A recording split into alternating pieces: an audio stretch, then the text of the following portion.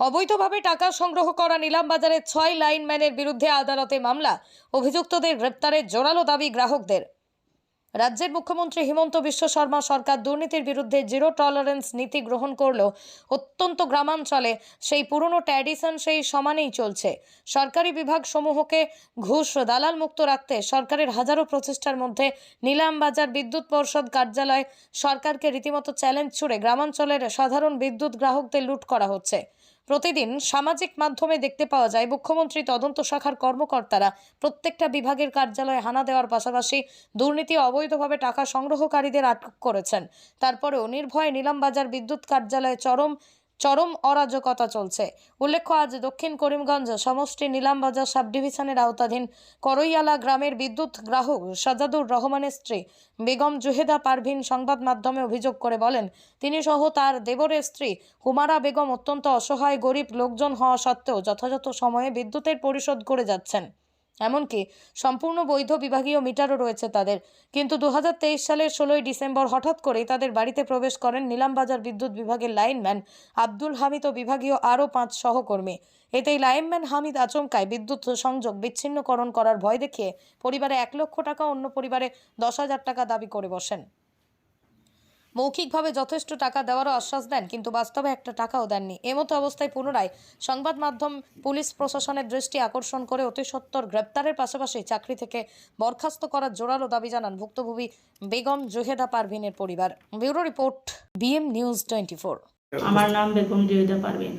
আমার সমস্যা হলো গিয়া 16 তারিখ বিকাল 3 ঘটিকার সময় ডিসেম্বর মাসর ইংরেজি ডিসেম্বরের বিকাল 3 ঘটিকার সময় রোজ শনিবার কারেন্ট অফিস থাকি কিছু মানুষ আইসেন। আইয়া আমরা লাইন একটা হয়েছেন, মিটার একটা হয়েছেন অবৈধ। আমরা আইজ অবধি মিটারও মানে টাকা দিয়া দেয়, আর মাসে মাসে বিল আছে, আমরা বিলের কাগজও আছে। আর টাইম কইছেন এটা অবৈধ, এটা তোমাতানোর কইছে না, এখন টাকা 1 লাখ টাকা দিতে লাগবো তোমাতানোর অফিসও। আর কতদিনের যে লইব আমরা জানি না।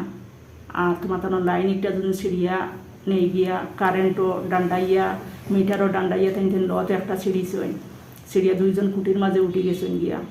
মানে এই সমস্ত অবস্থা করছেন। লাস্টে বাধ্য হইয়া আমরা 2 ফ্যামিলির মানুষে 2টা মিটার থাকি আমরা 18,500 টাকা দিছি। দেওয়ার পরে আমরা দেখছি যে না, এটা তো দুকা দিয়ে নিয়েছেন গিয়া।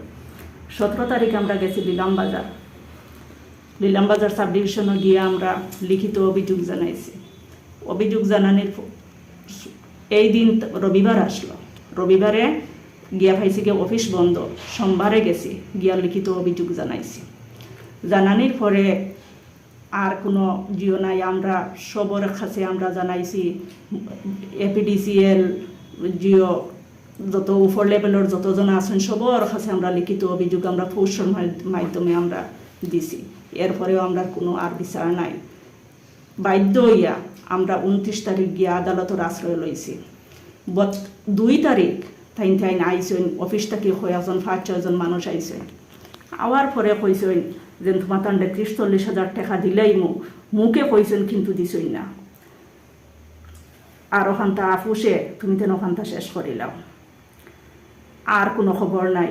এখন আমি ও সংবাদ মাধ্যম ফিরিয়া আবার আমার অভিযোগ জানাইয়ার পুলিশ প্রশাসনের কাছে আমি জানাইয়ার যে আমার ওখানের উপযুক্ত বিচার হিসাবে আমি টাকা পয়সা এটা কিচ্ছু চাই না, অতি সত্বর আমার আসামি যেন গ্রেপ্তার হয়। এই আবেদনের কারণে আজ আমি মিডিয়ার কাছে সামনে আমি আমার করলাম।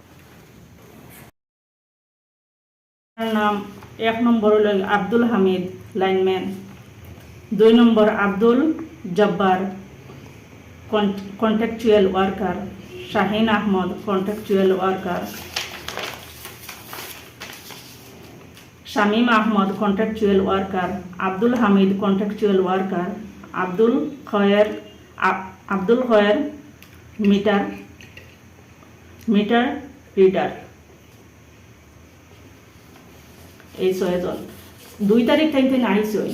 এ কথা আমরা অডিও আছে, ভিডিও আছে। আমরা সংবাদ মাধ্যমের মধ্যে আপনারে আমরা দিতাম পারবো, আমরা ভিডিও দিতাম পারবো, অডিও দিতাম পারবো। 2 তারিখ আইয়া ওরকম কইয়া গেছে আজ 6 তারিখ ওই যার গিয়া এখন পর্যন্ত আর কোনো কথাবার্তা কিচ্ছু নাই। আবার আমরা জানাই আর আমরা পয়সা করি কিচ্ছু চাই না, আমরা অতি সত্বর আসামি গ্রেপ্তার চাই।